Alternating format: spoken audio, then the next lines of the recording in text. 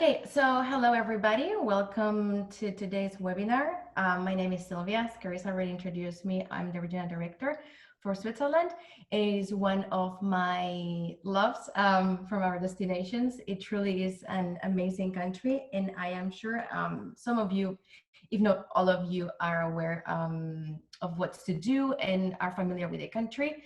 I'll try to provide a good oversight of the country as a whole, and also the main cities, the main regions, what is there to do, and also how to make sense of it. It is quite challenging as a country because of the logistics. There's a lot to cover, and we all know that our clients don't really have that much time to spend, 2 weeks visiting the country. So I try to do it in a general way. There's a lot more to cover, but we obviously are limited with time. So I encourage all of you to ask any questions either later, or if you think about something else afterwards, just feel free to reach out to me and ask anything you might want to know, any doubts you have. I'll be more than happy to help. So with that in mind, here it is. I wanted to first bring this map for us to kind of understand a little bit more the locations. Switzerland is in the center pretty much of Central Europe, so it's very well connected with all the countries around. Just to give you an idea of the size, because it is very small, it's roughly the size of the states of Vermont and New Hampshire combined. So it is pretty tiny, but there's no shortage of areas and places to visit. So I will say, to understand how the topography of the country works and how the connections make sense, if you see my mouse here, there is this imaginary diagonal line that goes from Zurich to Lucerne to Bern and Lake Geneva, this whole area. This is known as a valley. So that means the main cities and the main flat areas are on this part. On the left, on the western part, is the Jura Mountains. It's more similar to what France looks like, and it's not as dramatic as the mountains we all think when we see Switzerland. And then everything else here, that's all the Alps. So even though we see cities might look they are close by, once we get into the mountain region, it is pretty rough in terms of getting quickly from one place to the other. They've done a phenomenal job with the train system, and actually visitors can pretty much go anywhere in the country, but it's just a matter of understanding that there are train changes involved, and there are long roads, there are alpine passes, so it's not always as easy as it looks. That's why having the right idea in terms of time and how to make it work and maximizing the time is crucial. So I will start with the main cities. I'll start with Zurich, continue to Lucerne, Bern, Lake Geneva. I'll also include a few day trips just to give some more ideas of what is possible to do from each one of the cities. I'll cover briefly the Ticino area, which is the Italian-speaking part of Switzerland. I'll do a little bit of St. Moritz, and also the panoramic trains, which I know are very popular. So beginning with a few facts that to keep in mind, or that are important when planning and visiting Switzerland. The first one is the Swiss Travel Pass. This is, I know a lot of clients come to me and ask, and they want to have it included in their programs. It is something that we can definitely do. We can plan a program with the Swiss Travel Pass, which means clients have this ticket for 3-4 days, a week or 2 weeks, and it includes all the public trains, all the funiculars, cable cars, public boats, so pretty much everything that is managed by the public transportation system. But it is not always worth it for someone that just wants to take a couple of trains. It has a hefty price. It's into the upper hundreds when we go to the week 2 weeks.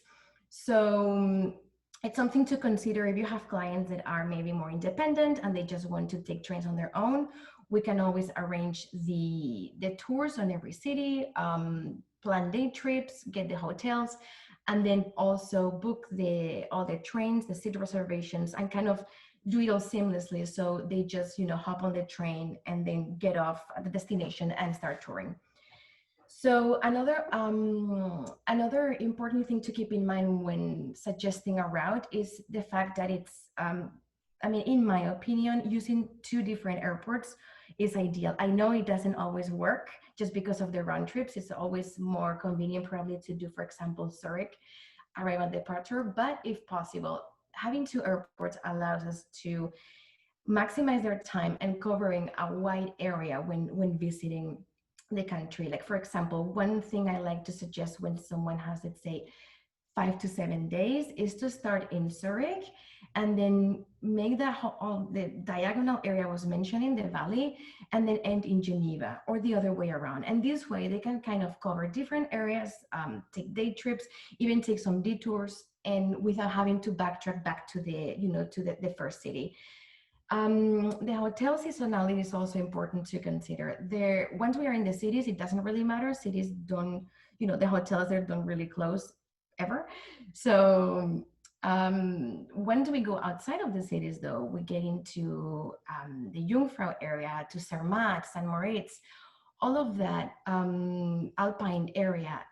It's very seasonal, which means hotels open for the ski season in the winter, and then they open for the hiking season in the summer. So there is this period, let's say between end of September and beginning of November, the hotels are closed, and then again from April to June, end of May.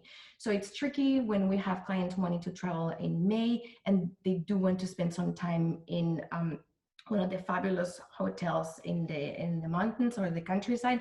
It's not always possible. So just to keep that in mind. Then also something that has come up a few times is pretty much the whole country is located at a very high altitude.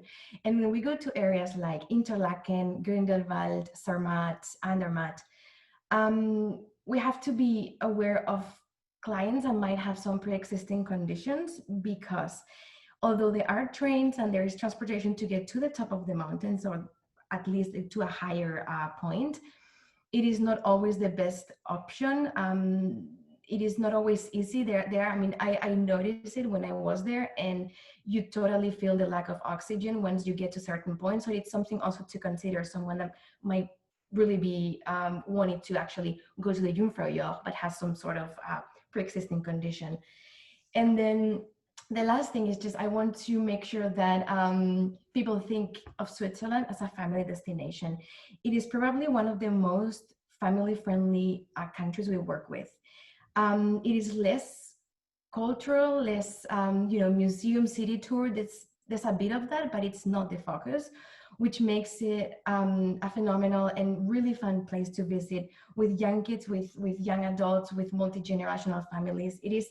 There's plenty to do for everybody. There are a lot of hands-on activities, the cheese making, chocolate, hiking, biking, kayaking. So it's really fun, even if people just want to spend a couple of days relaxing somewhere. It's just a wonderful place for families.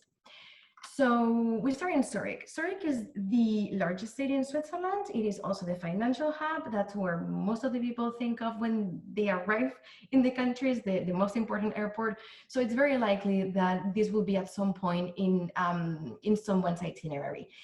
In general, I will say for someone that is going for the first time, I will try to minimize the time there, just because it is a city. It is great. I love it. I think it's really fun, and there's a lot to do and see. But it is a city after all, and people don't really go to Switzerland to visit that much, the cities. It is very well located in terms of it offers really easy access to other places right after arrival. Once you get to the airport, it's very easy to go to other areas and cities. If someone maybe has some extra time, they want to get there the day before they depart, or they want to just chill for a little bit when they arrive, I will say probably a night will be sufficient. There is, the city tour is probably around 3-4 hours. There's great shopping to do. And there's also, if someone doesn't really have the time to go to the countryside and get to experience those, the typical things we think of, we can also arrange chocolate workshops, cheese master classes, and tastings, so they get that taste of the countryside without leaving Zurich. A popular day trip from Zurich, it's also the Schaffhausen waterfalls. The Rhine Falls are called, and these are located right on the border with Germany. So it's a very easy, even a half day trip outside of the city. If clients are then staying in Zurich, my personal favorite at this point is the Borolac. It is located in the old town facing the lake, so it has a really great position. Some of the rooms have lake view as well, so that's really nice. And it is a family-run hotel since 1844, which is, it's one of the considered pretty old. 120 rooms, which is reasonable for a big luxury hotel. And they do have which is very rare because real estate in Switzerland is it's in demand. So they do have a park in front of the hotel where they have, like, right now they are having open air cinema, they have events, they have concerts, they put a little hut in the winter and you can have a fondue there at night. So it's a true gem to have this little oasis in the middle of the city. Another option in Zurich is the Storchen Hotel, which means stork. This is more of a probably more for younger people, boutique style, only 66 rooms, both classic and contemporary styles. And it is located right on the river. So most of the rooms have views over the river or to the side to one of the old town squares. This is a great spot for people that just want to go have a drink. It is very popular among the locals. They have a rooftop where they offer brunch every weekend, and it's always packed. It is really a popular place to hang out with friends for people from Zurich.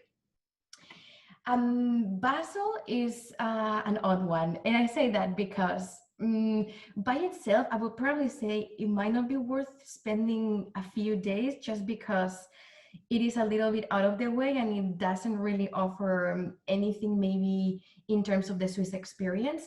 But it is a great day trip from Zurich, and it's also a really good pre and post Rhine River cruise option. So I work a lot with arriving an overnight, a day earlier, having the overnight, planning a half-day tour, or on arrival after the river cruise, just spending a few hours to visit the city and then continuing to Zurich or to Lucerne. So there are a few options. It is the cultural capital of Switzerland. For those interested in art, it's obviously a must. There are world-class museums, and they hold the Art Basel every year in June. So it has no shortage of art and culture. It is also interesting because it's located right on the corner. It's France, Germany, Switzerland. So it's also a unique position within Europe. If clients decide to stay one night or two or three, my favorite hotel, and actually the only true luxury five-star hotel, is Le Trois Rois. It is one of the oldest hotels in Europe. It started in the 1600s as an inn for gentlemen, which, that's like, it's a long time ago, and then turned in 1844 into a hotel, a true hotel. So it is interesting how you can feel the history and the charm once you're inside. It's truly a piece of art, like the rooms, like as you see the picture on the top right. I took that one when I was there last time, and it is a beautiful hotel.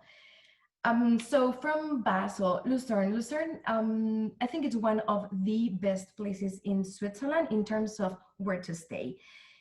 It is located centrally in the country, and it offers numerous day trips to different parts of the country. So I think it's great. What I like to do is, for example, having arrival in Zurich and then quick transfer to Lucerne. It takes around 45 minutes, so it's almost no time. And have clients stay there for 3-4 nights, so they can actually go explore the areas and then come back to the same hotel, which actually it's very nice, instead of having to drag your luggage around through the country. So Lucerne itself, like the actual city, I would say has like about 2 hours of a walking tour. It's a really cute and picturesque place, but it doesn't keep you there for hours and hours. But there are a few day trips I included here. So two of the most popular active and outdoor areas nearby are the Mont Pilatus and the Mont Rigi. They are, each one is on a side of the city, so they can't be done on the same day. But they're both, you know, easy to access with boats, funiculars, cable cars, you name it. And there are panoramic platforms, there are hiking trails, there are like obstacle and ropes course for kids. So they both are an easy day trip, and actually easy also for all levels, and you don't really have to be, you know, a fitness person to go on a light hike there. um, Emmental is also a popular day trip. It is the cheese region located west northwest of Lucerne. And it is nice to actually get to visit the true countryside. We can arrange a visit with a master cheesemaker, and you get to help preparing the cheese, tasting. You can have you know, biking tours, some hiking. So it's also a cool way to get to know the countryside experience. And then the third one, which in my opinion is a must, but that turns into a very long day. That's why sometimes it might be even worth adding a couple of days on addition to Lucerne to go there and get the most of it. That's the Jungfrau region. So Jungfrau is about an hour and a half for Lucerne. It's in the south, and it encompasses a few areas, including Interlaken and then Grindelwald. There's also Lauterbrunnen, which is the village that has all these waterfalls surrounding on the mountains. There is Wengen, Möhren, so plenty of these alpine villages that we all have in mind with the wooden houses and the flowers hanging from the balconies. And there is also plenty to do, but again, it turns into a pretty long day just because once you get there, you obviously are going to want to see the towns, the villages, and also access the Jungfraujoch, which is where the top of Europe is located. That's the highest train station in Europe. And on a clear day, the views are out of this world. Unfortunately, last time I was there, we had a blizzard, so I couldn't see anything more than like my hand.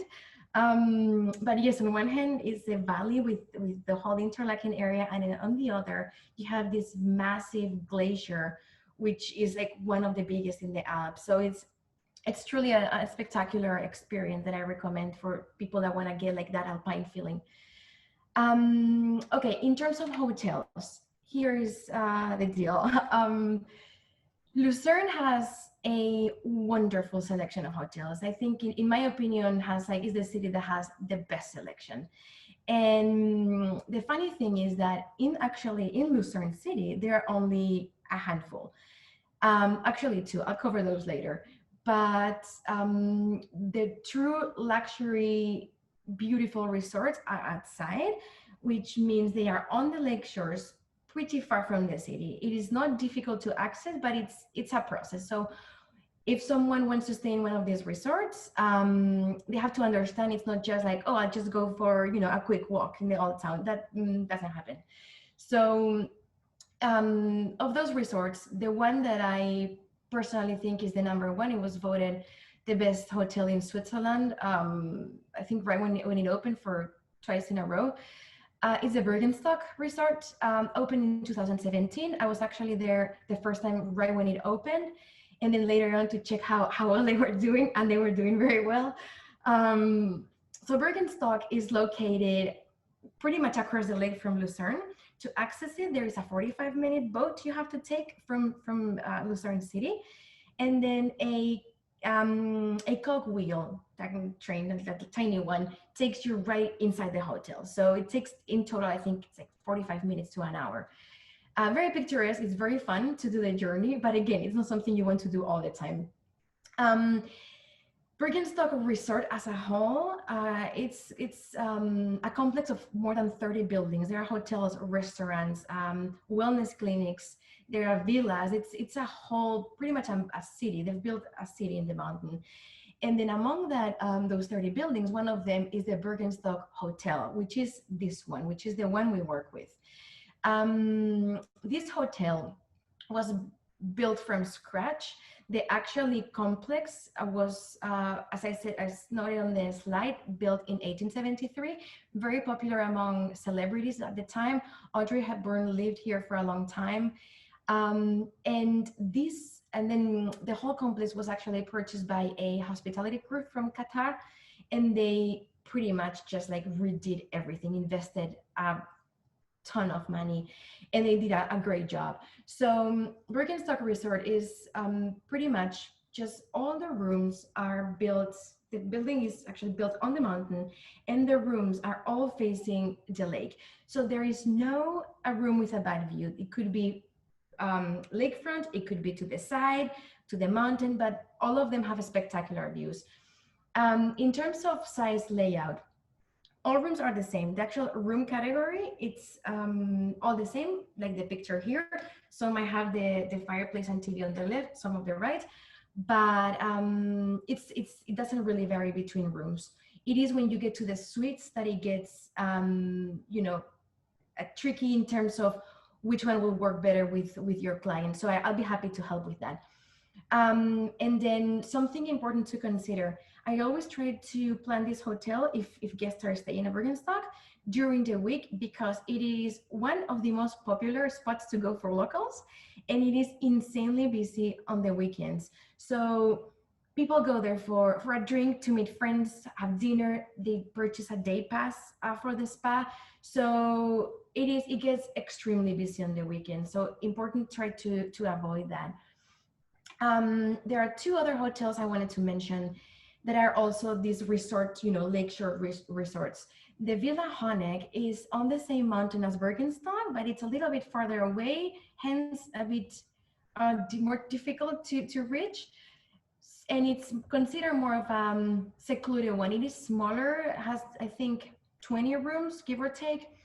And fun fact, their pool, the one picture here on this, in the middle photo, is the most Instagrammed pool in the world. So that boosted the popularity tremendously, and pretty much it's been fully booked since that became a thing. Yeah, so the other one I wanted to mention is the Park Hotel Witznau. This one, as opposed to Honeck and Birkenstock, is located at the lakeshore. So it doesn't have these sweeping views over the mountains, but it does have this easy access to the water. There is a boat that goes from Witznau to Lucerne. And then they also have their private beach. So it might be just for a different type of client. Also great spa, great rooms. You really can't go wrong with any of these properties. And then the other two I mentioned earlier, the city of Lucerne has only one 5-star hotel right now, and that one is Schweizerhof. It is not as luxurious as the resorts, as you can see, but for clients that might not have the budget of the resorts or want to stay in the middle of things, it is a great option as well. And then I'm excited about this new Palace Lucerne. Well, it's not new, but it's been closed for the past few years and it's been renovated. It's planned to open again in 2020. How things are going, I don't think that's going to be possible. So it will most likely be 2021. It's been already delayed since 2019. So we'll see. It will be actually managed by Mandarin Oriental, and it will be located on the lakeshore, a little bit farther away from the city center. Like if you continue walking on the lakeshore, just a few minutes away. And then Lucerne, we go to Bern. Bern is the actual capital of Switzerland. It's pretty much all the time ignored by visitors. I don't know why. I love it. I think it's just such a hidden gem. It is compact, picturesque. The architecture is amazing. The people, it's a true treasure in Switzerland, and as you know, in what cities concern. And then the only problem is that it is not always possible to do it with overnight. So it's an easy day trip from Lucerne. It's an easy stop if you go from Zurich and Lucerne to Geneva, and totally worth it. So I try to add maybe a couple of hours there, a quick tour, lunch maybe, and then continue the journey. And then with that, we get to Lausanne. Lausanne is one of my favorite places in the country. It is a wonderful city. It is on Lake Geneva, but it is actually located in the center. People usually don't know it. US travelers, when I say Lausanne, most of them are like, okay, what about Geneva? Which is understandable. Geneva is also a bigger city. But I do like Lausanne because it is closer to the center of the country. So you get to go to places easier and quicker than from Geneva. from Geneva, you have to pretty much first cover the whole lake and then go to those places. So it saves quite a bit of time if someone wants to actually explore a little bit around. Lausanne is also an interesting one because it is located on the side of a mountain and the city is divided in three parts.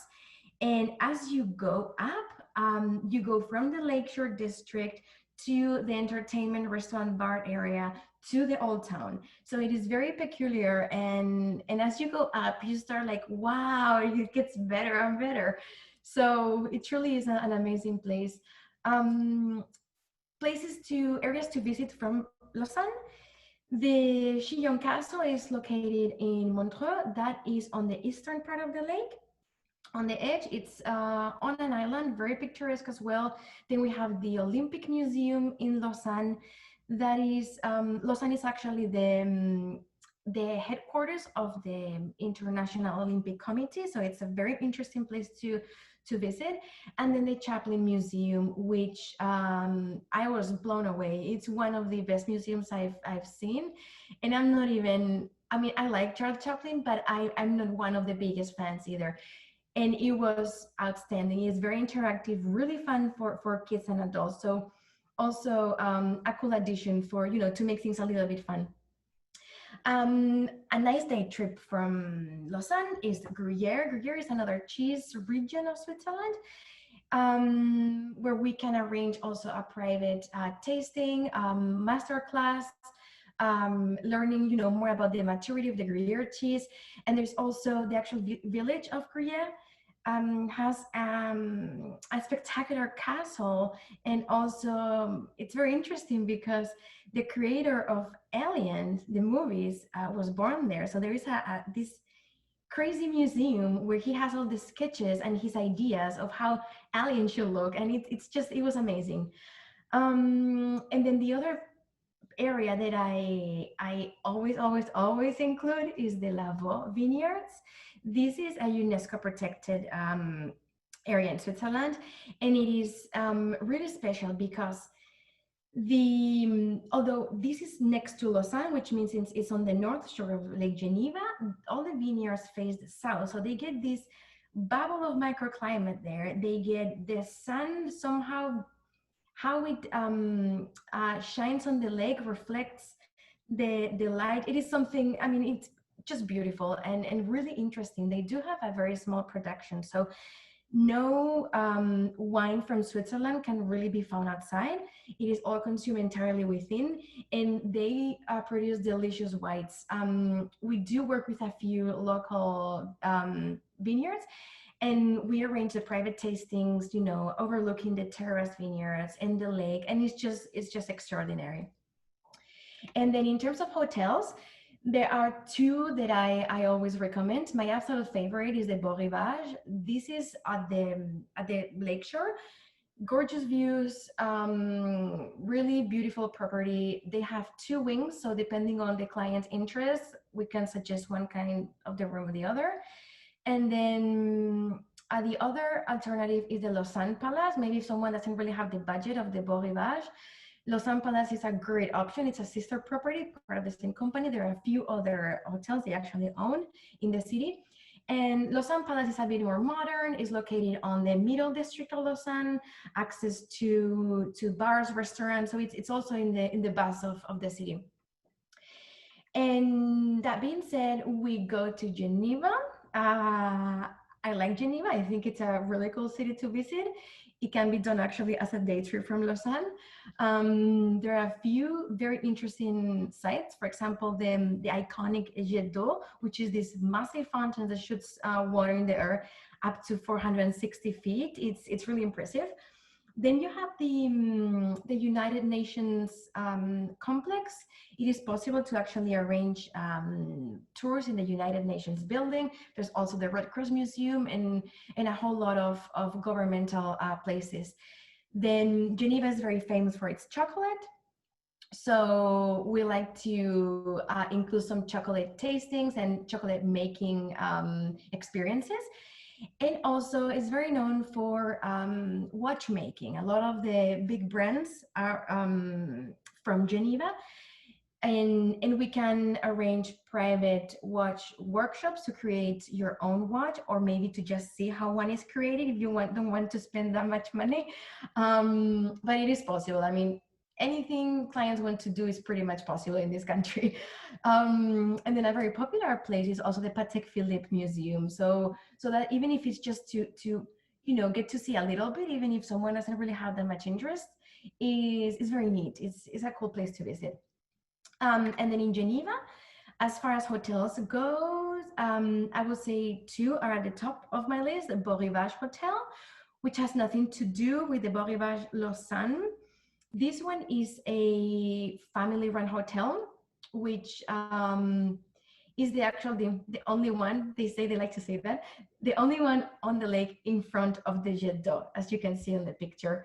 The other option is the Four Seasons Hotel de Berg, and this one is also on the same side as Beau Rivage, but kind of faces more the river on the side. So not as as cool as being in front of the jet d'eau, but yeah, both of them are really, I mean, wonderful, magnificent properties. You can really go wrong with any of the two. And then from Geneva, I'll briefly cover the Italian-speaking region of Ticino, which is not as known because I also understand, obviously, that people like to go to Como in Italy and other areas. So this kind of is like the second option. It is really difficult to understand that you are in Switzerland when you go there. As soon as you arrive, it's like the temperature goes up. You see palm trees everywhere. Everybody's outside, Dolce Vita feeling. The terraces are packed. There's a lot of sailing boats, yachts.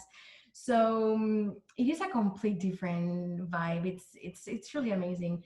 There are two main areas in Ticino. One is Lugano, and the other one is the one formed by two cities, Ascona and Locarno, which are in the Lake Maggiore. Any of the two are great. I would say probably someone that wants something a bit more relaxed and less busy, Ascona Locarno is better.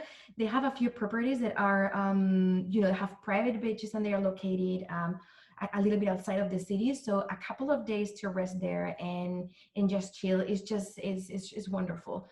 There are actually a few things to do there. There's also, options to do sailboat classes, to do these food tours. It's a nice combination of these culinary flavors from Italy and Switzerland blending here. So it's truly interesting. And then one of the most popular sites are also the castles of Bellinzona, which are fortresses that were built throughout the mountains to defend all these little remote villages and towns. Also, what makes this place very easy and convenient is that it's only 1.5 hours from Milan. So someone arriving into Milan or departing from Milan can just, get a driver, and in 1.5 hours, is in Ticino, and then it's kind of from there you can just explore other areas of Switzerland. So it's really convenient, and it's just easy to get to. Yes, and so Ticino is one of the areas that cover very quickly. The other one is the eastern part of Switzerland, which encompasses St. Moritz and the whole ski region. So St. Moritz is a delicate one because it is known for pretty much not known for three things, but people go there for three main reasons: to ski, to go hiking in the summer, or to take the Glacier Express. St. Moritz is the beginning or the end of the Glacier Express journey. So although, I mean, the problem that I see with St. Moritz is that it is remote. It is not really an easy access. It's about 3.5 hours from Zurich, if you're lucky. And when you want to get out of there, the best bet is to just get the Glacier Express and go somewhere else, like Zermatt. So I will say probably St. Moritz is good for someone that has already been in Switzerland once and wants to explore a different area, or wants to 100% do the full Glacier Express or just a part of it, and doesn't really have much time.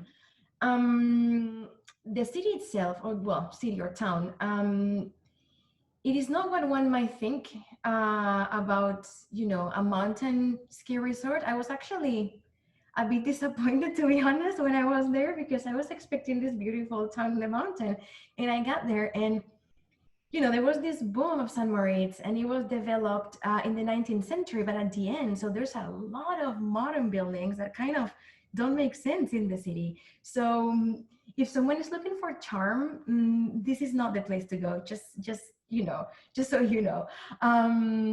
If someone stays in San Moritz, the most iconic hotel is Badrut's Palace.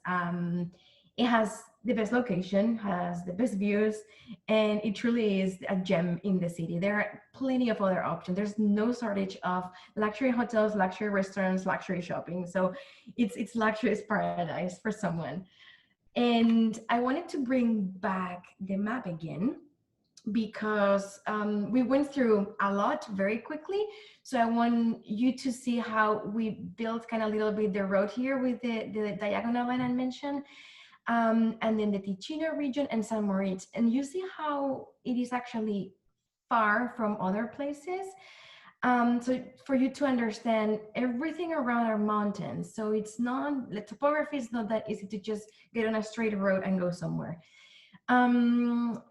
The next and final portion of this presentation is going to be the train panoramic journeys. And I will cover the Glacier Express, which is the one from San Moritz via Andermatt, which is here to Zermatt. So this one here. Another one, which is the Golden Pass, goes from Lucerne to Montreux on Lake Geneva. Then the Bernina Express covering this region, and the Gotthard Panorama Express that goes from Lucerne to Lugano. So they are great to just cover this part of the country because you get first to relax, and you are not in a car, you don't have to drive, you don't have to be driven around. And then second, Switzerland is built for trains, so it's just a complete different experience when you're in one of those, and you get to actually soak everything, and it's amazing. So the first one is the Glacier Express. The whole journey from beginning to end with stops takes 8 hours. So although it could be done in a day, it could be a bit exhausting for someone that is not a train lover. I will say that doing half of it 4 hours is totally fine. I'm also happy to help with, which portion works best or which one will be best based on what they want to experience. The train goes from San Moritz to Zermatt or vice versa with a stop in Andermatt. I mean, it has other stops, but Andermatt is the main one. And I put it in parentheses there because Andermatt is located just south of Lucerne. It takes 40 minutes to get there, 45. And it's also a great option to start the Glacier Express and go either west or east. So someone that just wants to get the feel of it, do a few hours, can go to Andermatt, take it from there, and then just continue the journey. Andermatt is also it's one of my favorite places because it is still pretty unknown. Important to keep in mind that Switzerland, obviously, as we said, it's very small. It has a very limited season. Everybody wants to be there, obviously, at the peak of it, which is summer or winter for skiers. But if we focus on the experience in the outdoors, let's say summer, that means mid-June to mid-September, which leaves you a bit over 2 months to experience. And there are people from all over the world wanting to do that and staying in very small towns and visiting the same small villages. So that's why I think it's very important to maximize the time and try to make the most of the trip without feeling like you are from, a crowded place to the next. So I try to avoid that, obviously, as much as possible. And that's why I like to bring Andermatt into the picture, because it is unknown and it doesn't have the massive crowds that Zermatt has. Obviously, Zermatt has the Matterhorn, so that's going to bring visitors. But if someone just wants to get a feel of nature, go hiking, experience the beautiful passes on the mountains, then Andermatt is a great option. And the hotel Cherry Andermatt, it is one of the best in Switzerland. So it's definitely a place where I will like to have, you know, clients experience for at least a couple of days. Um, yes, I just went completely off, but staying on the Glacier Express. I'm sure some of you are aware of the new excellence class that was introduced last year, 2019, and it is a great product. I'm so happy they came up with this, but there are a few things that we have to keep in mind. The excellence class, the main issue, I mean, to call it that way, that it has is that it's only available for the full journey. So it has to be San Moritz Zermatt and 8 hours straight. There's no option to get off or you know, get on in Andermatt and then continue. They did it that way because the traveling on the excellence class by itself, it's already an experience. So they want to disturb guests. They want them to enjoy everything from beginning to end. There is you know, there's a 5-course menu served. There are, you know, drinks throughout the day. There's a snack time, tea time. There is a concierge. There is a luggage service. So it's a whole experience by itself. Everybody gets a guaranteed window seat, and we can, of course, we take care of all of these tickets. There's not an excellence class ticket per se. Clients have to first purchase the first class ticket and then add a excellence class reservation that, you know, can cost in the upper hundreds easily, in addition to the first class ticket. So it's not a cheap experience, but it is a very unique one. Also, obviously, like everything in this country, it's very popular. So it is a must to plan in advance. As you can see in this picture, there are just a few seats in each car. I think when they started, they had one car. I think at some point they added two, but I don't think they are gonna keep two steadily as you know, as the way to go. So they go so fast. So that's a must if someone wants to plan. It's just to do it in advance. And yes, the next train journeys I wanted to mention quickly, Golden Pass, as I said, Lucerne to Montreux and Lake Geneva. This one, it works well, but it does have 3 train changes. So, well, 2 train changes, 3 trains, and it takes 5.5 hours. Obviously, it's possible to do part of it, so that's also not a problem. And then the Gotthard Panorama Express, which goes from Lucerne to Lugano. There is a first portion that is done by boat from Lucerne to Lucerne. And then from there by train all the way to Lugano, 5.5 hours.